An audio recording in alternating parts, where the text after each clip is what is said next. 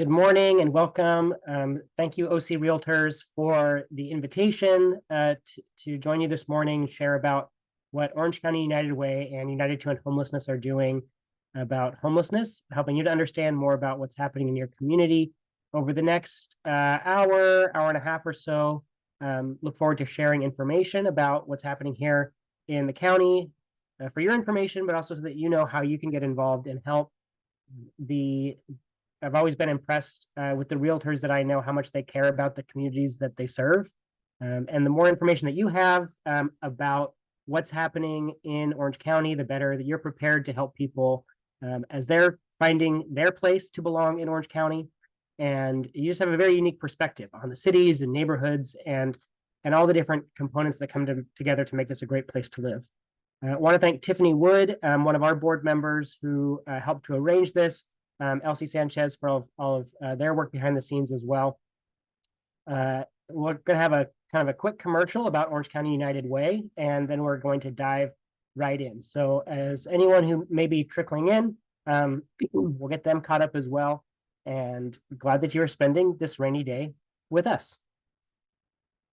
Something that's exciting for us at Orange County United Way is that we're actually celebrating our 100th anniversary.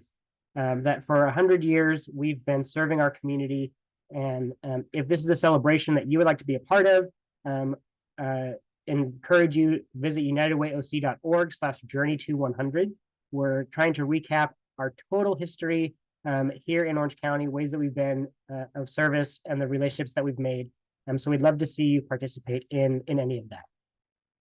Within Orange County United Way, there are several key initiatives that we have sponsored to address the big problems facing us here, the complex problems that need real attention for a solution. And one of those initiatives is our United to End Homelessness work, which divides into a few different areas. At the macro level, we are trying to bring people together in a unified way to change the situations and the public perception around homelessness. So we do that through awareness and education. We influence policy through our engagement and advocacy. But we also want to end homelessness for people who have a housing voucher but need help finding a landlord, finding a property management company, helping those people, landlords, property managers, understand how they can be a part of this as well. So at the micro level, our housing programs are kind of the last mile of support for folks who are putting their homelessness behind them. Our website right there, unitedtoendhomelessness.org, if you want to find out more about who we are and what we do. Just a quick snapshot. Over the last 5.5 years, we've been a part of educating over 5,000 people on how to end homelessness. After today, it'll be 5,020, so thank you for joining us. We work with over 128 organizations to help shape this work. We've trained 850 people to advocate for policy change, and we have housed 1,005 people with that landlord network Welcome Home OC program. And so we're not going to spend a lot of time talking about the Welcome Home OC program, but one of the ways that you could be involved is to help connect with with landlords and property managers who you know, that we have education about working with voucher holders. We have incentives for landlords, property mitigation funds, holding deposits, all sorts of things that can help to make a transition into housing possible for someone who is ending their homelessness.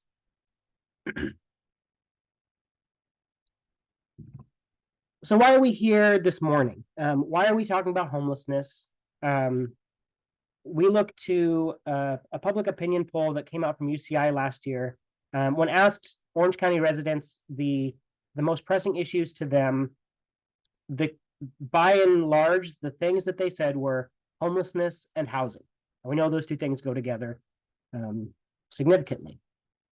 Compared to other things that are serious and, of course, should be paid attention to, homelessness is on people's minds as something that they're concerned with for a variety of reasons. It's also something that is personal to a lot of people, that 55% of people in that poll know someone who is or has been homeless. This may be you. You may know people who are homeless. You may have lost housing yourself.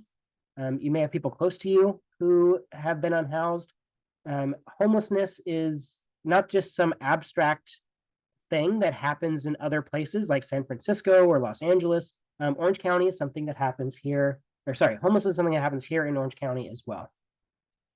And we're here because we believe we can solve these big issues together. That it takes everyone who is a part of Orange County, who wants to see our community strong, to pitch in with what they can to help resolve this for people who are surviving homelessness. So just a quick overview of what we're going to be doing this morning. We want to cover these four main areas. We want to understand more about homelessness, talk about the causes and effects, look at responses to homelessness, and then community involvement, how you can be connected in this movement to end homelessness. We'll be pausing at the end of each section for questions. You can use the chat box as a way to keep track of those. And then also we'll have time at the end. You'll have my email address if you need to connect about more. And I encourage you that if you already have questions, go ahead and put those in the chat box right now.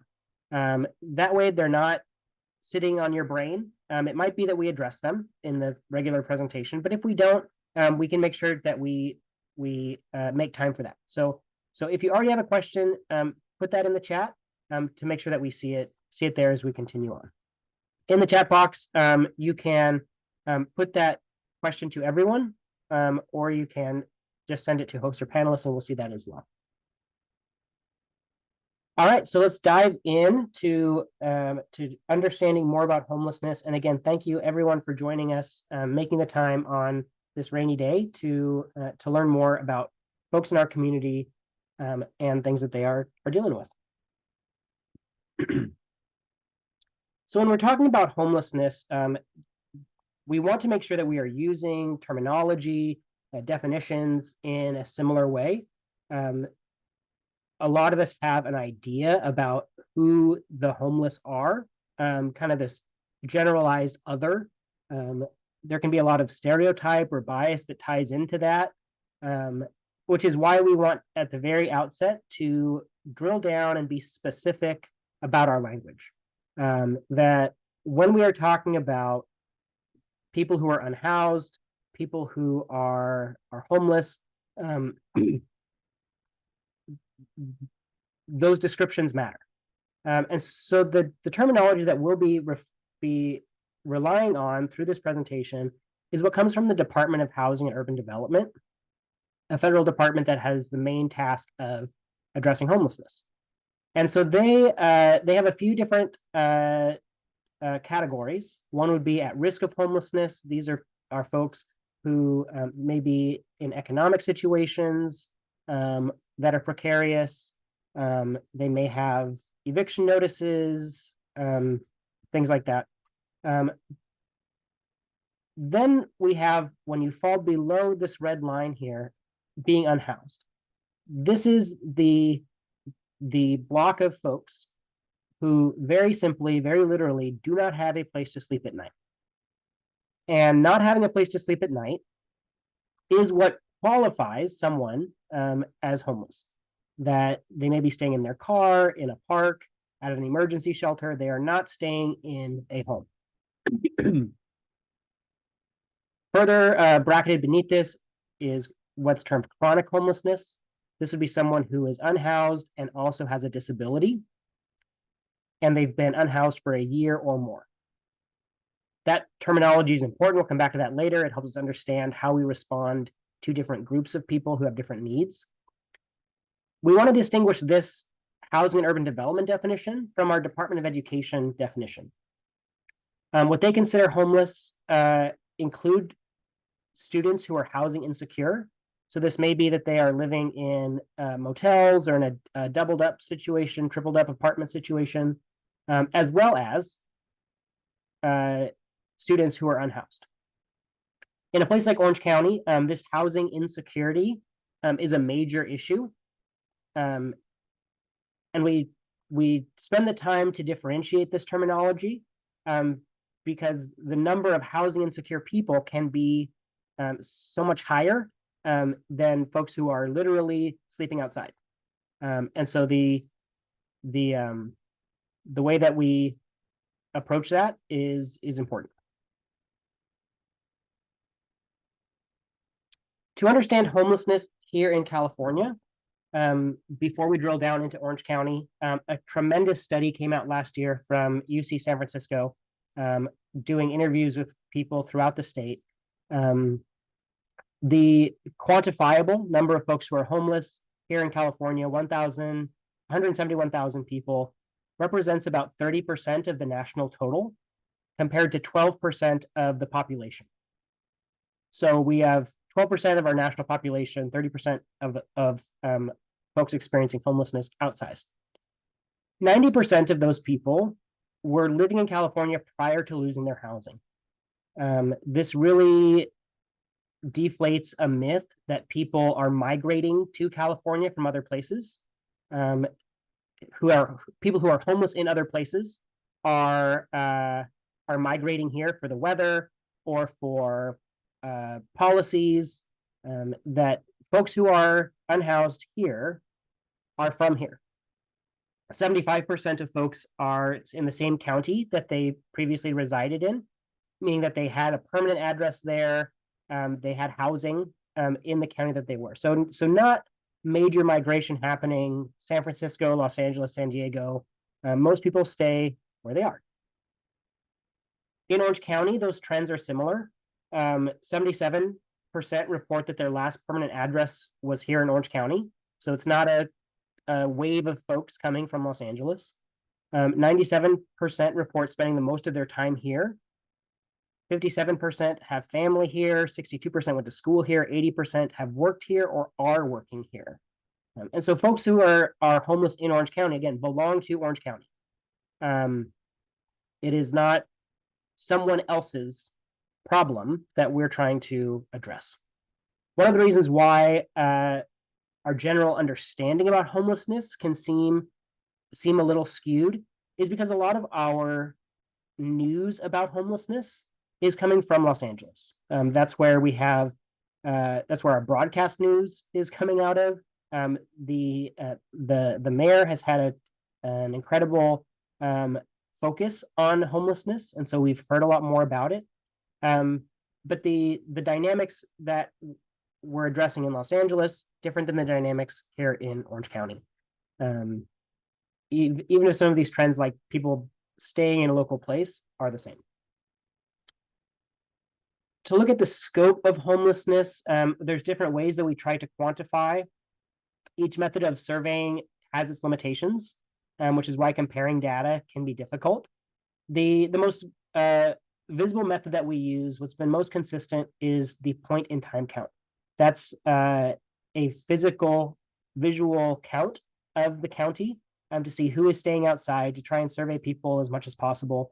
We just wrapped that up 2 or 3 weeks ago. And later this year, we'll have the new report with information that comes out of that. The last time we did that count, however, in 2022, found that 5,718 people were unhoused in Orange County at that given point in time. That this is one of those limitations. At that point in time, we counted 5,718 people either staying in shelter or staying outside. You can see north, central, and south area, how those numbers break down.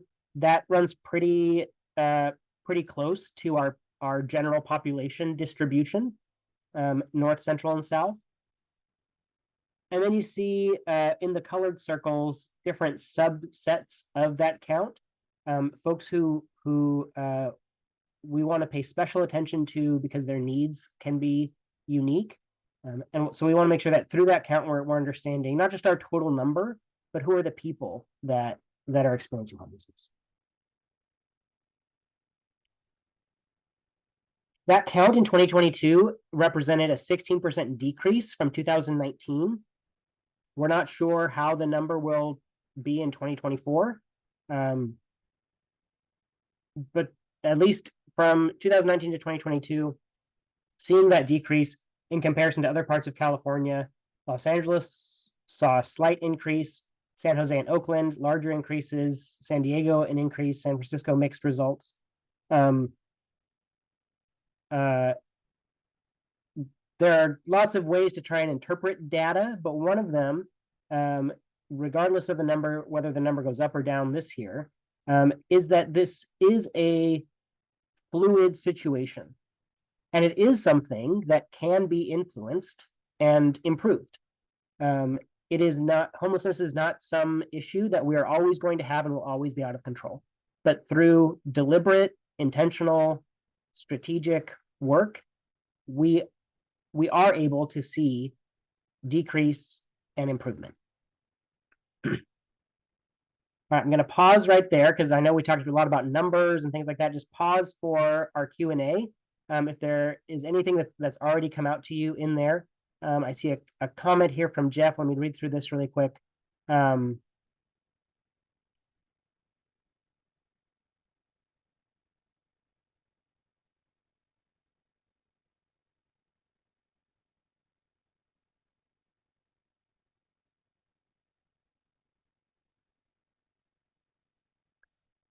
All right, thanks, Jeff. I think what I want to pull out from here really is this sense of active participation from cities, counties, officials, law enforcement, health entities, faith-based entities, business leaders, among others. That really is why United to End Homelessness exists, to be a group that can bring those different entities together. I referred to the UCI poll earlier.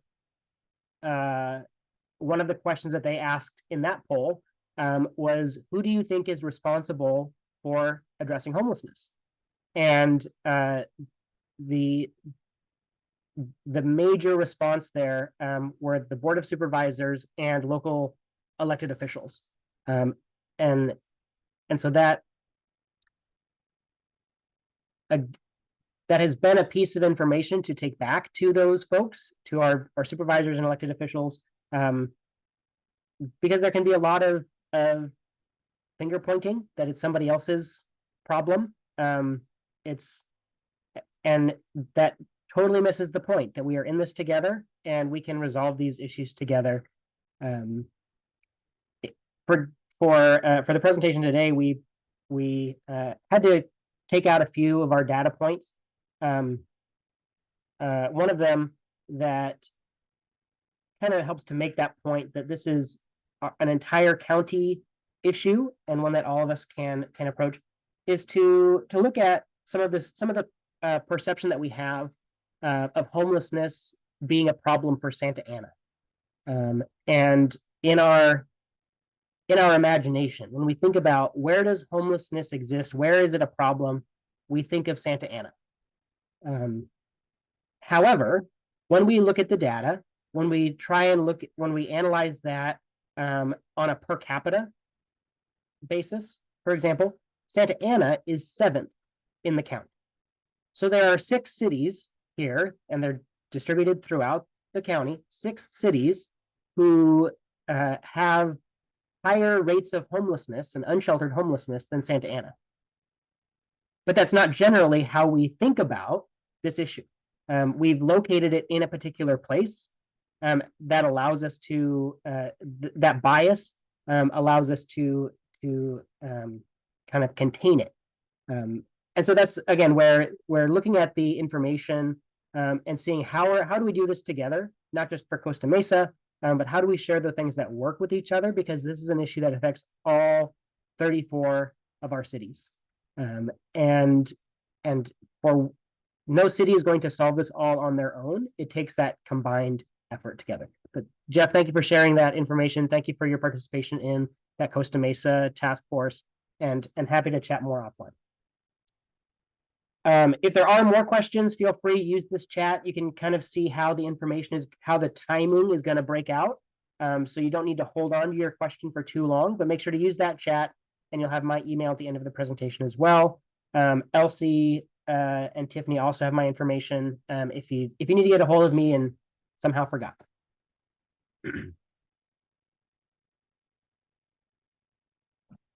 the causes and effects of homelessness. This is a question that we run into all the time when we're talking about homelessness.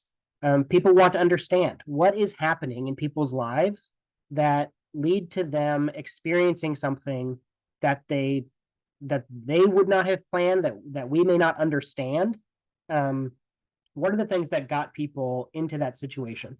And to help set up this conversation, I want to share a short video from folks who have experienced homelessness, kind of answering for themselves. What are the things that caused homelessness? What do they see from other people as well? So if you have should have your speakers on, but just be a few minutes to listen into that conversation.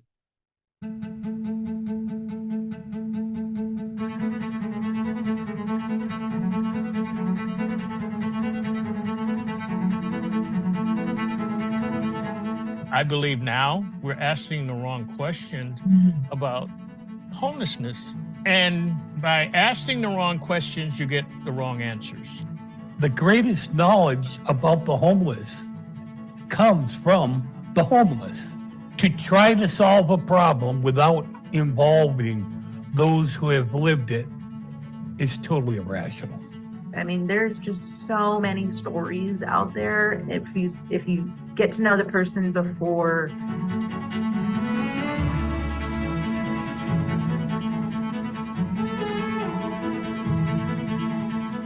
What would you like to share about the reasons that people fall into homelessness here? What happens, in my opinion, life. It seems like there's just some really basic reasons, and it begins to snowball. And that cliff between stability and homelessness is not as far as anyone thinks. And then once it happens, it's so traumatic. First of all, being homeless is not a career choice.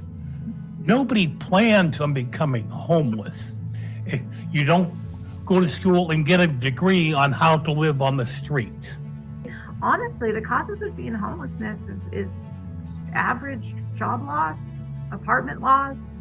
I've seen people who rent housing that the landlords sell the house, medical emergencies, parents passing away, just real normal life experiences that there's not a big safety net for. Whatever the causes, and there's so many, because we're all individuals, there's so many different reasons that we fall off and we can't get back.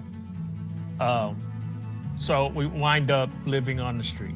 What it's like to be alone with nowhere to go is its own traumatic experience that ends into mental health and probably drugs or alcohol, because those are coping mechanisms. But if you look at the cause and how people get there, it's, if you lost your house or your job. We're going to come back and hear a little bit more from them on some other questions as well. But just to put this in context, in our broader community, that according to that general public poll, 52% of renters had been worried this last year about being able to pay their rent. 20% of homeowners had been worried about the ability to pay their mortgage and the risk of foreclosure. If this is not you, you likely know people in your life who are worried about their rents, who are worried about their financial situation and paying their mortgage. And this is the reality for so many people in our community.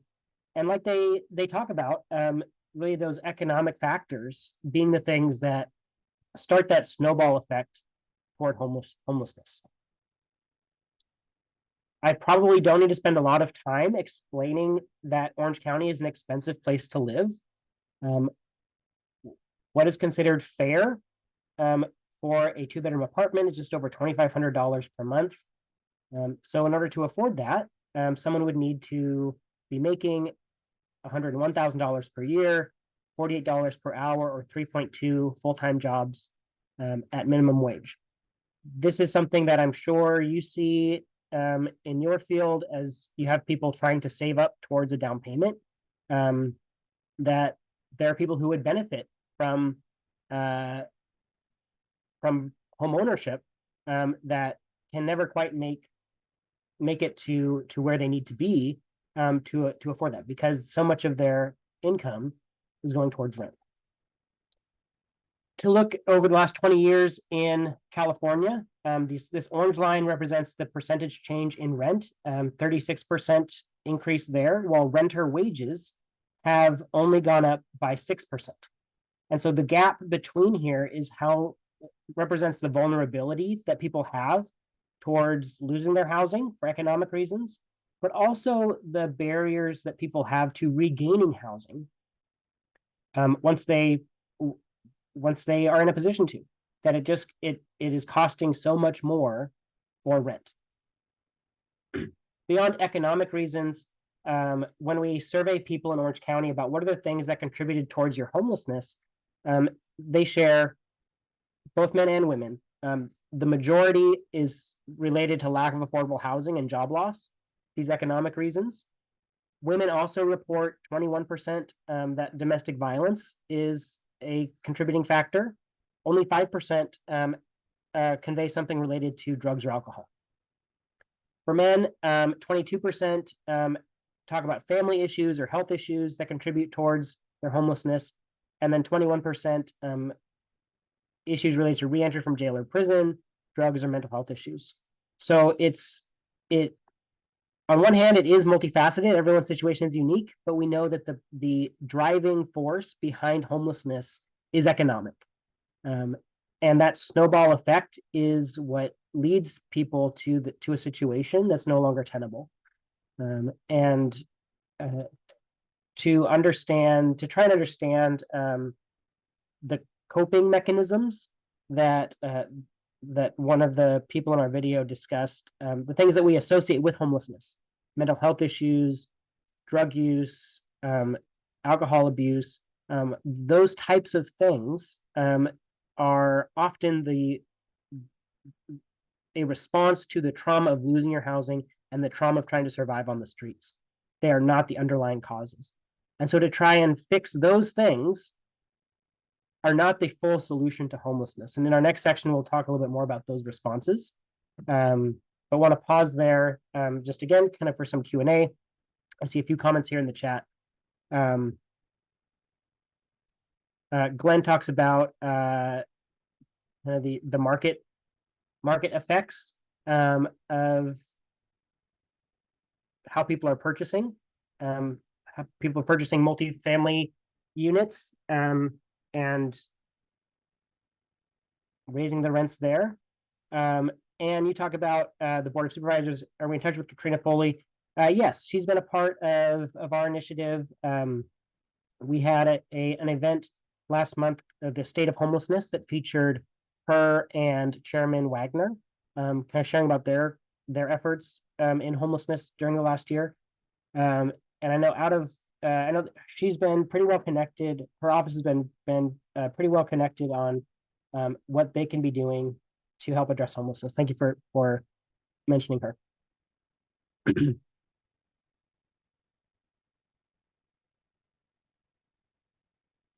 So we've talked a bit about the scope of homelessness, its causes. How do we respond to homelessness? And I think this section is one where your positions in the community as people who are experts in neighborhoods and community dynamics, this is where your knowledge can be really helpful in sharing out to your networks what is happening, because there can be so much misunderstanding or fear about different kinds of responses to homelessness, whether that's shelter or housing development or things like that, that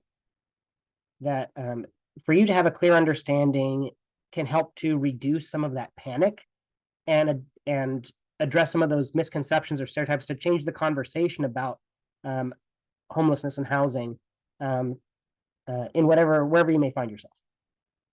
So as we're responding to homelessness, we're trying to understand what solves this. If we're not just trying to push people off the streets somewhere else, if we're really trying to solve this for the people who are most affected, as well as solving this for the communities that are affected by the people who are most affected. What solves homelessness? Very simply, housing. Housing is the only thing that will solve homelessness. And so as there are some different ways that we can approach creating the housing that we need, but the core solution has to be housing. One of the approaches to resolving homelessness is what we call the treatment model. This is a way of approaching homelessness that's very centered on the person who is surviving and trying to invest resources into them to help them become ready to graduate into housing. So it treats housing as kind of it's on the horizon, and there's things that we can do to help you get prepared for that. And so a lot of investment goes into to working your way up a ladder that is looking at potentially sobriety, employment skills, budgeting, parenting classes, all of these kinds of things to try and address some of the symptoms of homelessness and make more self-sufficient people. But all of that time that someone is on the streets, they have encounters with law enforcement, they have encounters at the hospital, all of this has a tremendous cost, as well as a tremendous psychological effect on the person who is trying to jump through all of the hoops that they need while they are in a survival situation. And all of this moving up this ladder does not treat homelessness at the scale that we need. The other way to approach this is what's called the housing first model. And this tries to bypass these stairs and get someone into stable housing as quickly as possible with support services and case management for them to remain housed. And so rather than trying to get someone ready for housing someday at the end of the line, we want to get people into housing as quickly as possible, and then put around them the right community and support for the things that they need. When we do this, the hospital visits go down significantly because people have a medicine cabinet to keep their medicine. They have a place to go if they are discharged from the hospital to recover. Their encounters with law enforcement dramatically decrease because they have a place to stay, and the time that they're on the street drops as well. And so the potential for traumatization, for health to deteriorate, for mental health to deteriorate because you're living in that survival situation all drop. That has a financial benefit, and we'll talk about that a little bit more on this next slide, but it also has an enormous human benefit. It gets people in a situation to be successful because they're in the environment to make progress themselves. That your mental health improves simply by having a door that locks. You feel safer. Your physical health improves because you have a bed to lie down flat in and sleep at night. Your job prospects or your parenting ability, your employment record, all of those things have the capacity to improve when you have that platform of stable housing. And so that's really what flips this entire process around, is that rather than housing being on the horizon as the thing that eventually you may be ready for, we want to find that stability as quickly as possible so that everything else can benefit.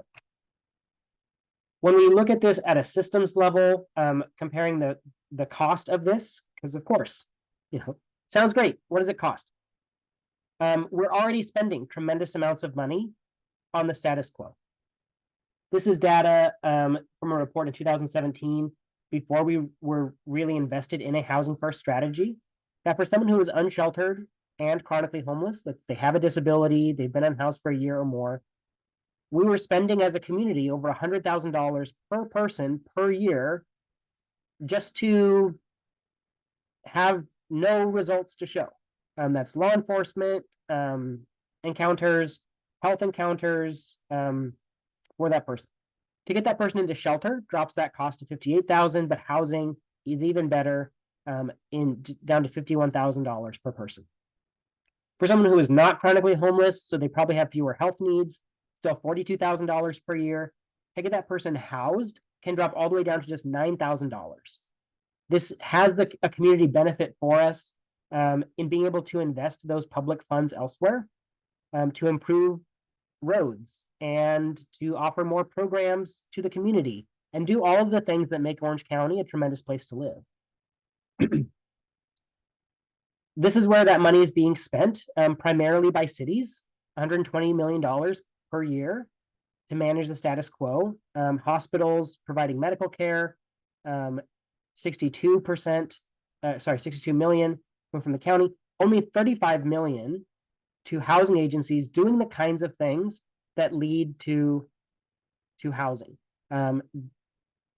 providing housing vouchers, services, shelter to move people along the journey. Housing First is at a federal level is not new. It is something that began during the George W. Bush administration in using Housing First for chronic homelessness. The Obama administration expanded that to all homelessness groups to use that as the model. The Trump administration continued funding there, and the Biden administration has expanded funding and put more of an effort on coordinating the different federal agencies that touch housing, that this can be the main approach. It takes buy-in from local communities. It's not just accomplished by fiat. And that's where Orange County still has room to grow in how we can improve our system to look at housing, stable housing, as the primary driver of addressing homelessness. But it is not a partisan issue.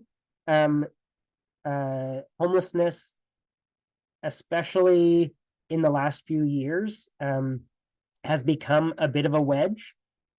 And we want to be very aware of how our political parties may use vulnerable people as scapegoats in society. And so we're very keen to call out where we see efforts at criminalizing homelessness or treating people who have no other option, people who are surviving, as villains in our social story.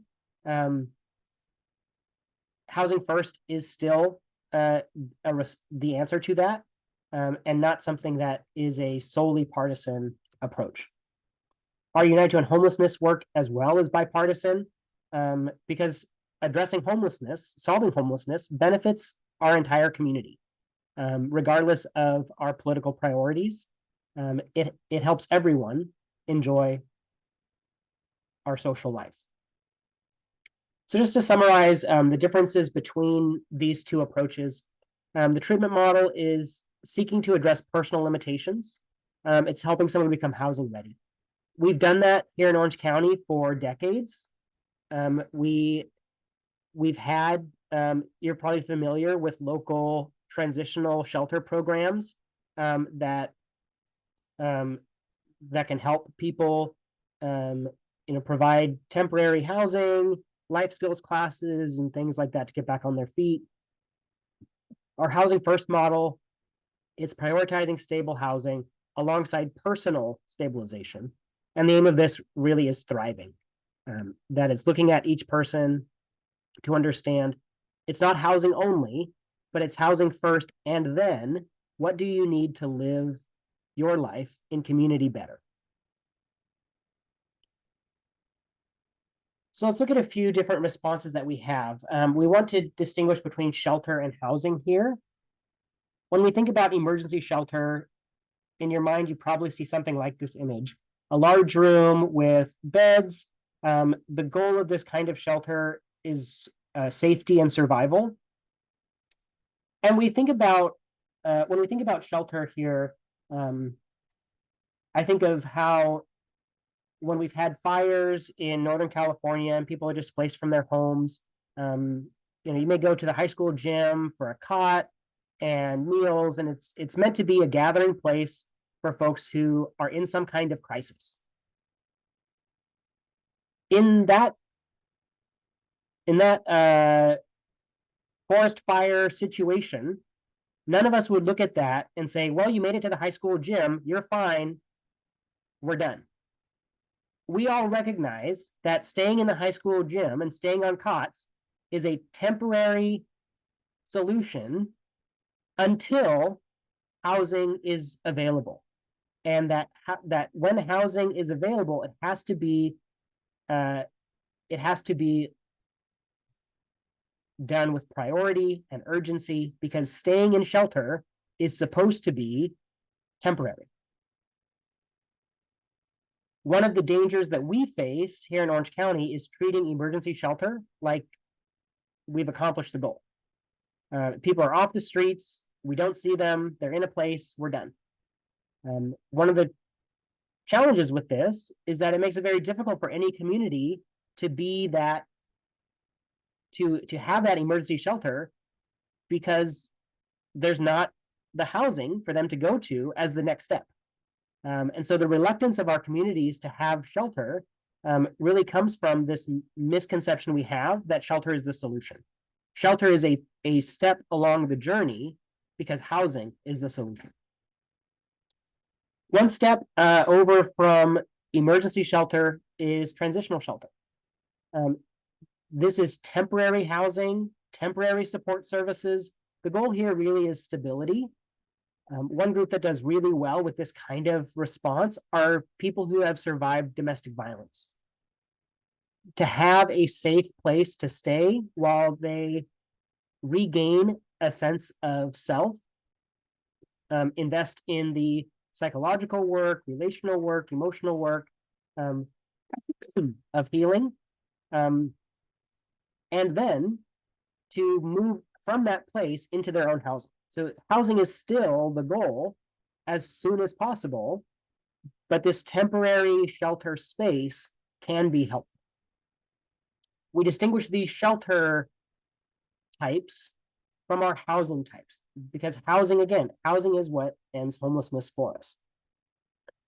For folks who are not chronically homeless, a type of response called rapid rehousing helps with down payment, move-in support, temporary case management as a way to help people stay in their apartment. The goal here is independence, that this is for folks who do not need that long-term financial support or that long-term case management support. Housing choice vouchers, again, for folks who are not chronically homeless, but who do need long-term financial support. This is where, if you're familiar with Section 8 waiting lists from the housing authorities, Section 8 is one type of housing choice voucher. You know that there's a tremendous need and desire for vouchers. We do not have a supply for it.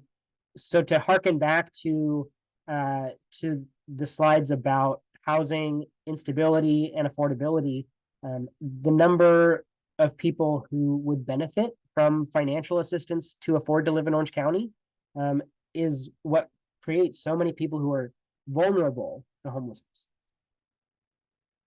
And then the another option in housing, one that we'll talk more about on the next slide, is what's called permanent supportive housing.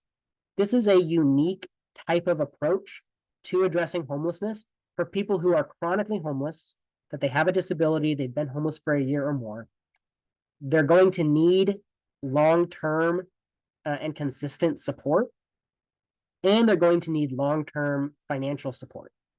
So this is not every single person who is experiencing homelessness, but for the people who have the greatest need, the people who are the most vulnerable in our community, the type of housing that is a solution for them, permanent supportive housing. And the goal here is long-term stability. I want to look at a few examples of permanent supportive housing, just so that you have it in your mind more clearly. um, and can be able to share information or perspective in the scenario where supportive housing may be being proposed or built in a neighborhood that you're connected to. So 2 examples of permanent supportive housing, one in Newport Beach, one in Santa Ana. These are the before pictures. So you see in Newport Beach, this is an apartment complex that was very neglected. This green in the foreground is the pool, not grass. And so this apartment was redeveloped, rehabbed into the Cove Apartments. And these apartments right along PCH, see the pools turned into this little courtyard area. Rather than being really rundown apartments, are housing for 6 veterans and 6 older adults. And so you would drive past this every day. In fact, you may have driven past this and just seen a beautiful apartment complex, not a stigmatized shelter or housing for stigmatized people. But for those 12 households, they've ended their homelessness. They have a place in the community to belong and to thrive and live their life for themselves. In Santa Ana, this was a motel facing a lot of code violations from the city. It was purchased and redeveloped into the Orchard. And this approach of remodeling old motels is one that picked up during the pandemic as a way to quickly remodel units into 1-bedroom and studio apartments. 60 apartments here. Again, courtyard, beautiful mural, community garden, and a place that people are proud to call home. Not that they're living there temporarily, and they might be evicted if they don't make it in by curfew, but this is an apartment. They have a lease. They have to maintain that lease just like anybody else in any other apartment building. But they have housing and a connection to case management and support to help them stay long-term. This housing, when people do get into this kind of housing, the distribution cost drops dramatically. We looked at just over $100,000 per person per year to remain on the streets. To get that person into housing drops that down to $51,000 per person per year. So it still has a cost. But again, these are just for folks who are in that chronic homelessness stage, who need that long-term stability through a voucher, need that long-term case management through supportive services. This is the average cost distribution. In the most extreme cases, when we look at the costliest 10% of chronic homelessness, it's not just $100,000 per person per year, it's nearly $440,000 per person per year. To get that same 10% folk into permanent supportive housing, though, is only $55,000 per person per year. So as we're able to bring more permanent supportive housing online, as we're able to help the most vulnerable and the most marginalized, we see this tremendous systems savings that allows us to reinvest in other ways. And the goal really is to have housing options. That Housing First is about having the right sized system for our communities.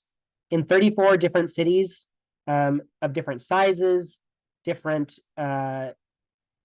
zoning issues, different affordability issues, it's going to look like a combination of shelter and housing.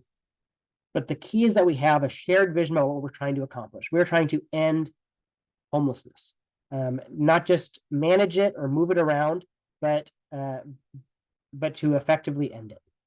Want to spend a few minutes again listening into the conversation with the folks from our Lived Experience Advisory Committee.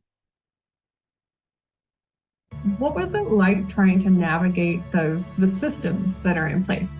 It is a scary, long, uninformed process that no one does really have an exact answer to dates and times and how long it takes and which agency is the best or who will help, and just, you know, that it does happen.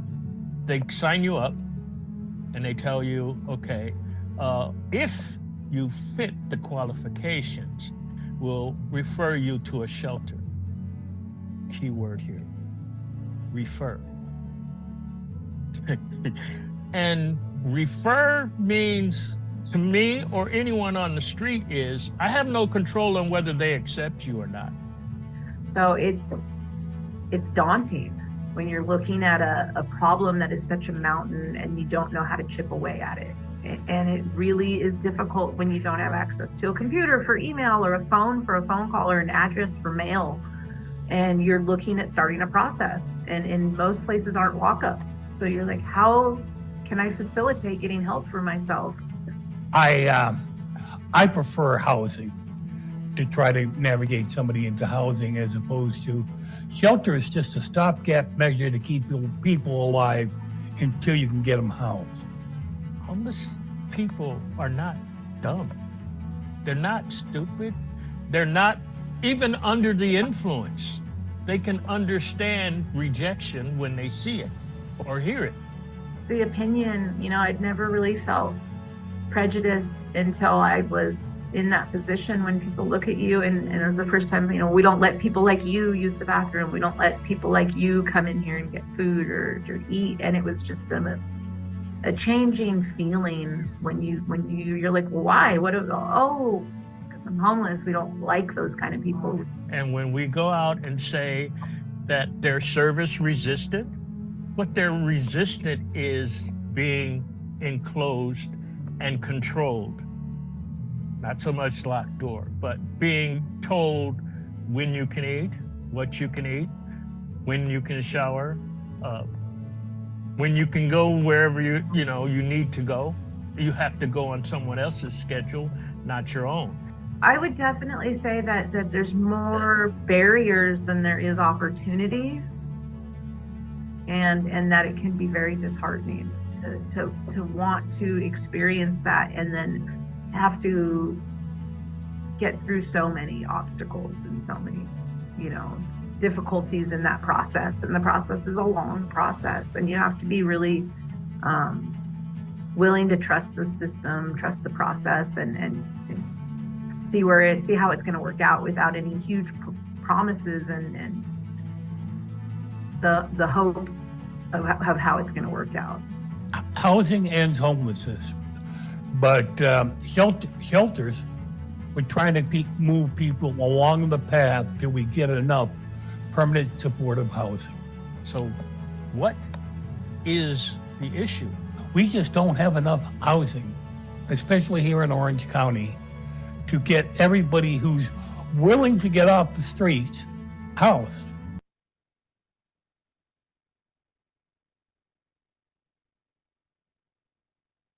All right.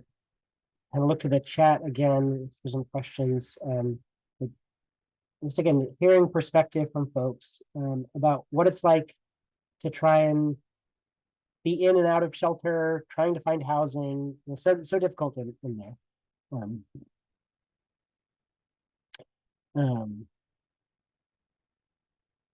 Jeff has a question or a comment here about how medical and psychological needs play into housing first. And this is a reason why we need to have more and better housing solutions.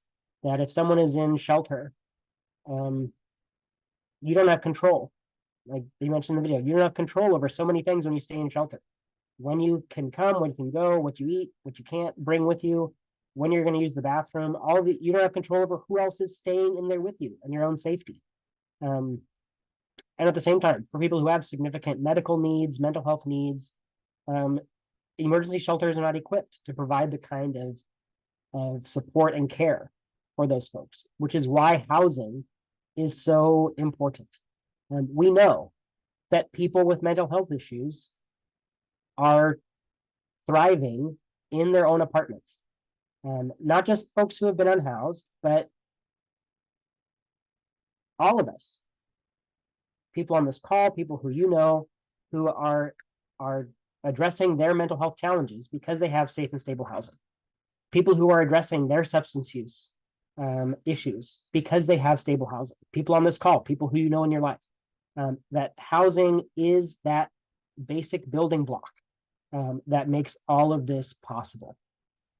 And to move beyond shelter and that temporary crisis is what gets people into the kind of life that we want people to have and that people want to have for themselves. That they can be healthy, they can be whole, they can be connected to their community in ways that they couldn't when they were unhoused. All right, heading into our next section, community involvement, just another reminder, use that chat box for questions you may have. I saw one question about whether the material will be available. Yes, that will be coming out to you in an email tomorrow. You can follow up with Elsie if you miss out on that. For notes for your reference, also, you'll have my contact information for any follow-up that you might have as well. So we've talked about the scope of homelessness, understanding its causes, responses, things that are happening here in Orange County, but how can we be involved here in Orange County? What can we do together to help improve the situation? The key area that we are involved with and what we want to invite you to is housing advocacy. You may not think of yourself as an advocate, but everything that you are doing to understand your community and improve it are things that make you into a supporter. Sometimes we have an idea of activism, being very confrontational, being very out there as the way to bring about social change. That is one way, but another way is an advocacy, and this is building community support, working behind the scenes in relational ways to find common ground and ways that we can collaborate, especially when we're looking at something like homelessness that requires a systems level response to these issues. Housing affordability, housing availability, those are not individual things to solve individually.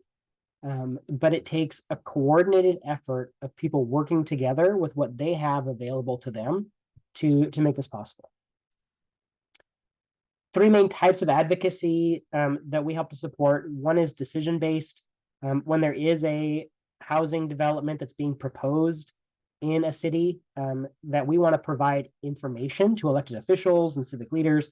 We want to help to provide community support for these developments, because they lead to things like those examples in Newport Beach and Santa Ana, where there is a place for people to end their homelessness. Those decisions usually come through a long process of planning commissions and funding sources and city council meetings and zoning approvals, all sorts of things. And being able to stay involved in that, especially when you know a city, you know neighborhoods, you can be an expert voice to say, yes, we want to see these types of things in our communities. This is also where you can help to inform people that you're working with who are looking to purchase a home in a neighborhood, in a community, to understand what is an affordable housing development, what is a supportive housing development. It's not a shelter. It's multifamily, just like any other multifamily would be. Another area of advocacy is around policy. And this is helping to create the conditions for those developments to be successful. It may be related to funding, maybe related to zoning, but it's helping to provide input to our civic leaders as they're considering how to provide housing options for everyone in our community. We try to connect with current research, help to inform this process. The School of Social Ecology at UCI has been a tremendous partner in this. They had a research study, for example, from 2 summers ago that was looking at the effect of affordable housing developments around surrounding communities. Really to counter this idea or this assumption that when you have affordable housing, crime rates are going to go up and property values are going to go down. That this is what we hear in public meetings all of the time. Do not build that here because crime will go up, because of the type of people who live there. Property values will go down because of the type of people who live there. And so UCI looked at 10 years of crime data, 10 years of property transaction data, and found the opposite to be true, that in the 2 miles surrounding developments in Orange County, property values went up and crime rates went down or stayed flat.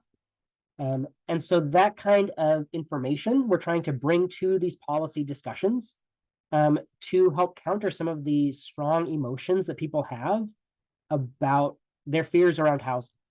I mean, for so many people, home ownership is their financial security for their entire life and for their family. And so it's understandable that people are fearful of what is unknown, and that we treat outsiders to the community as a threat. And that's where we want to inform in better ways. What do we see actually happening in when developments are built? And the examples that we can share about how beautiful these developments look, what they add to a community rather than what they take away. And I see your comment in there. NIMBYism can be probably good that you don't finish that sentence.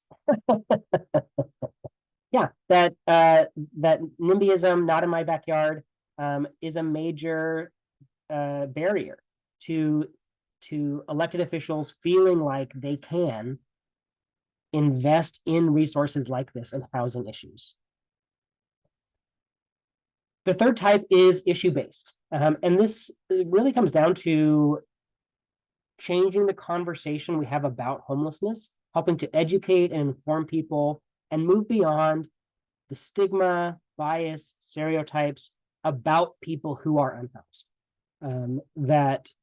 And so it's advocating for classes like this to be taught, question and answer sessions when homelessness is kind of a flash issue in a community, and for you to be a voice in that, and for us to find ways to help you as well. And so your role in advocacy really is to build from your experience, your knowledge, your network and resources, that it is not just professional social workers, professional organizers that have something to say, but you can be a housing advocate, because the most effective advocacy happens in these places where we're already invested. The neighborhoods that you are a part of, the cities that you are working in, you know those places better than almost anybody. You know what motivates people. You've listened to people who have lived in places for years or who want to live in these places. You understand the sense of belonging that comes with community. And so we're here to help you find that role and to be empowered to continue to grow as a housing advocate. That whatever brought you into the class today is something to build off of. And for us, we want to be a support to you in connecting with other local people to round out those strengths. And bringing change to your community. Of course, housing solutions are necessary, but also how do we change the climate around homelessness, that we can restore dignity to the lives of people, move past these stigmas and see people as neighbors, change the conversations that spread harm, and bring people into this movement to end homelessness in Orange County. I want to listen to our friends. We have one last video with them, kind of sharing about what that dignity looks like, and what it looks like to what their experiences have been, and how that can change. What is it like when you are living outside, struggling to kind of, get through the day and having to navigate these systems?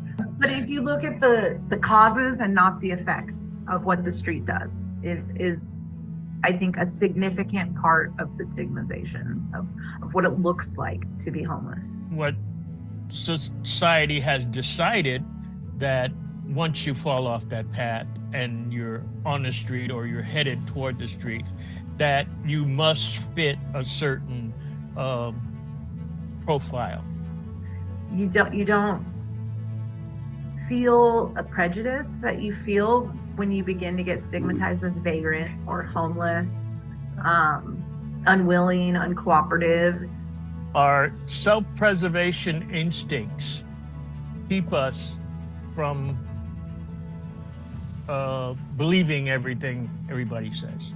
The mechanisms that you have to do for your safety, for the weather, to not be taken advantage of, is to kind of get that look, whether that's for women being dirty so that people don't take advantage of them. So I think there's definite coping mechanisms to the look we see when we see homeless people that goes away when you see people in recovery that are housed, that are safe, that are fed and able to start, you know, getting out of that fight or flight mechanism. So I definitely think that there's a look that is stigmatized more than, and we forget that they're people. The only solution to ending homelessness is housing, period.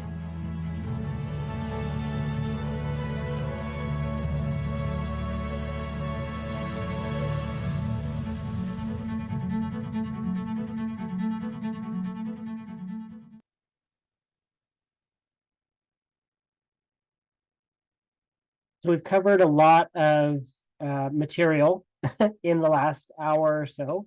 Want to pause again for questions. I see a few things here in the chat.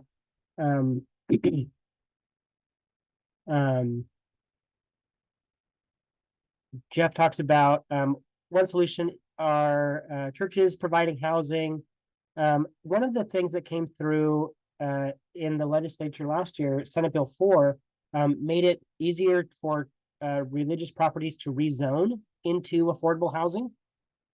So that's one area that folks are looking at developing, just to create more housing, period, and more affordable housing. And so that is one direction. The idea of encouraging shelter to happen at churches and other religious communities is a way that we have approached services for a long time. It's what's happening now in Anaheim for cold weather shelter. There are some benefits to that. It's also really unstable for someone who is unhoused to be finding a different place to stay at different nights. As locations can change, service can be inconsistent. We also want to be mindful that not every person feels safe in a religious setting. And so we want to be careful not to make that a condition of someone's survival. You know? But yeah, I think that really what I see underneath that question though is how can we find more creative approaches to provide shelter services, but also provide housing. Lori Koppel has a note here too that with vacant retail, commercial, any discussion on how to use these warehouses for housing. Yes, that has a lot to do with rezoning and policy work.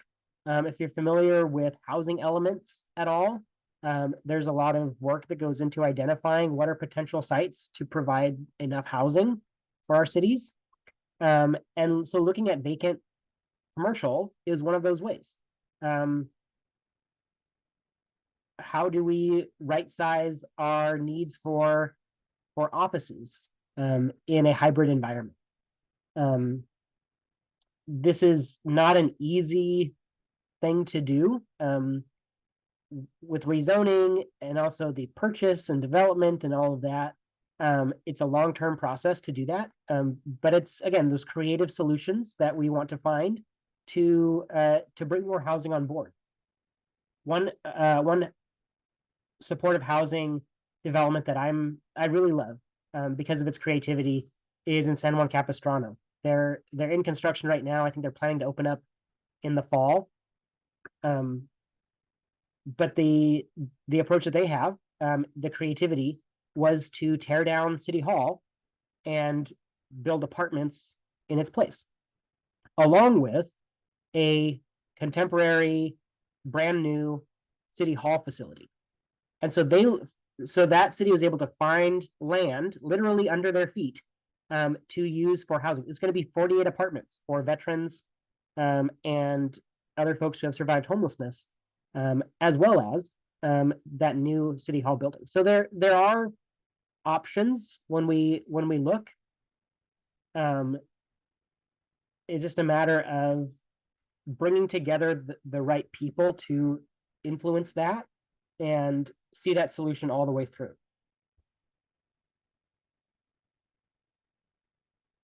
Just a few things to wrap up, and then we'll have some more time for questions as well. I just want to encourage you to stay in this conversation with us. Following us on social media is one of the best ways to do that. We're always sharing resources, news articles, events that are coming up. So wherever you spend time online, you can follow us there. A very easy way to reshare and to influence and advocate in your community is to repost things on social media. To wherever you spend time, you can send out a message saying, I just spent an hour with United to End Homelessness in their training. That is a way that can jumpstart some of those conversations with folks and show that you care and you want to be a part of ending homelessness here in the county.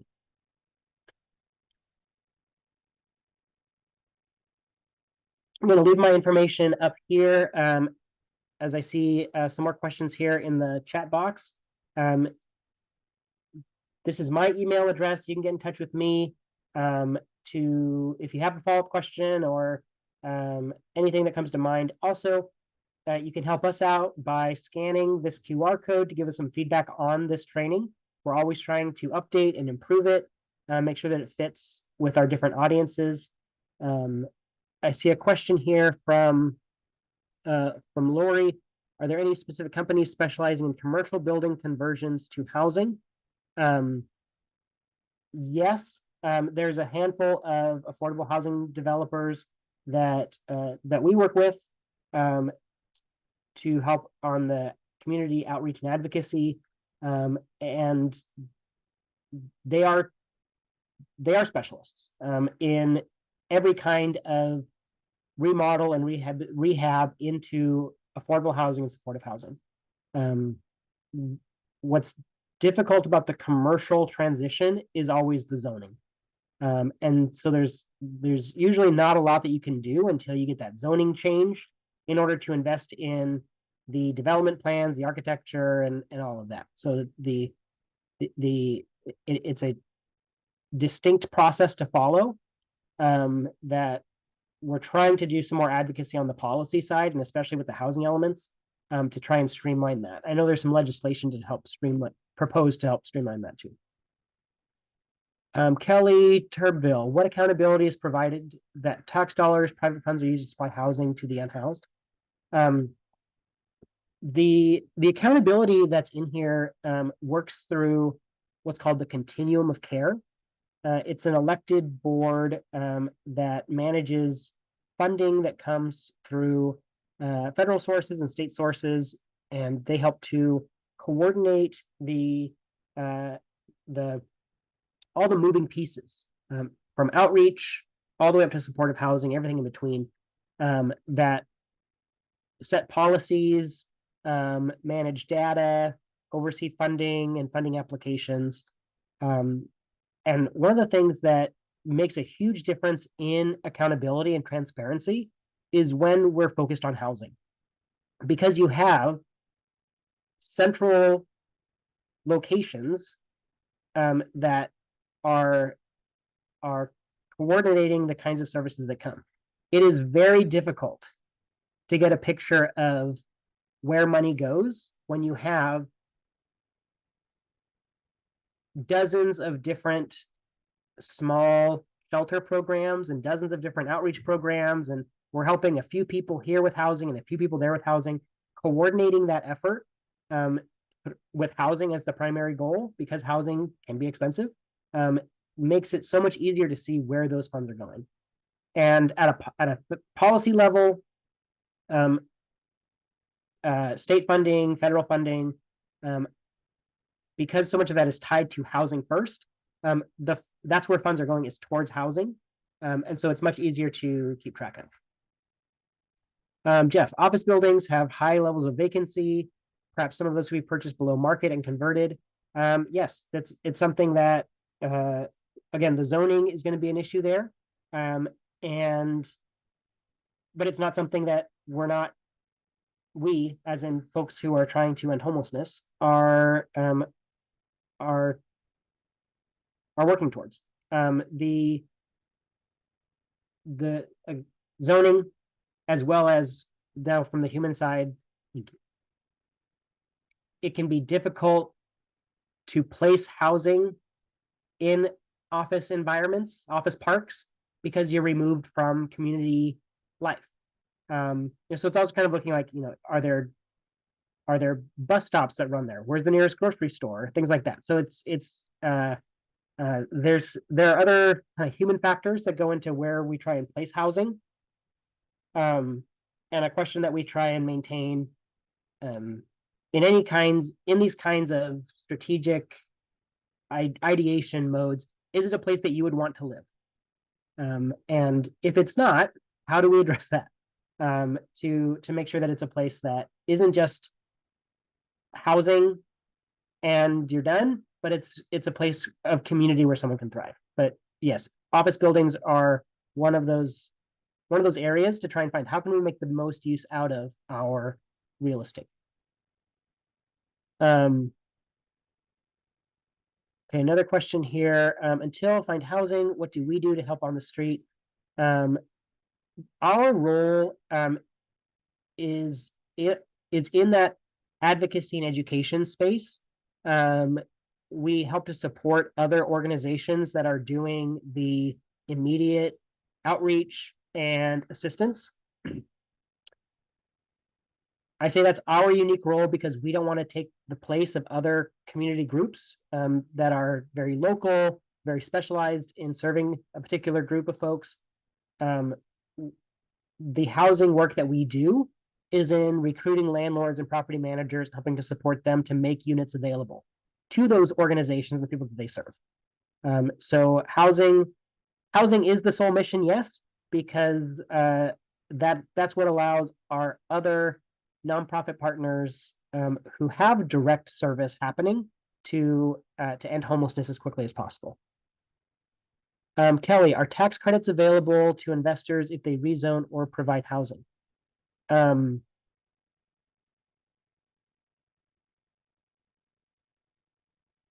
Without giving legal tax advice, I'm going to give you a fuzzy yes. That there are financial incentives to operating affordable housing. I'm not sure where the line would be between, as a private investor, if how those benefits would work through. But I'd love to explore that a little bit more, research, and get back to you. So if you wouldn't mind, just send me an email with the question. I can do some research into that and get back to you. All right, I don't see any other questions in the chat. I want to thank everyone for being part of this training this morning. Thank you so much for your interest, your curiosity in homelessness. I know this isn't your exact field. You're not social workers and you're not housing developers, but you do have a key role in understanding our communities, speaking into the life of our housing ecosystem. We want to be a partner to you, to Orange County Realtors. If there's anything that we can do to help empower you to have a stronger voice in helping to solve homelessness, we're here for you. So please use that email address. Get in touch with me. Tiffany Woods is a great contact as well. She's on our board. And thank you so much for your time. Hope you stay dry and look forward to seeing you at our next event. Have a great day.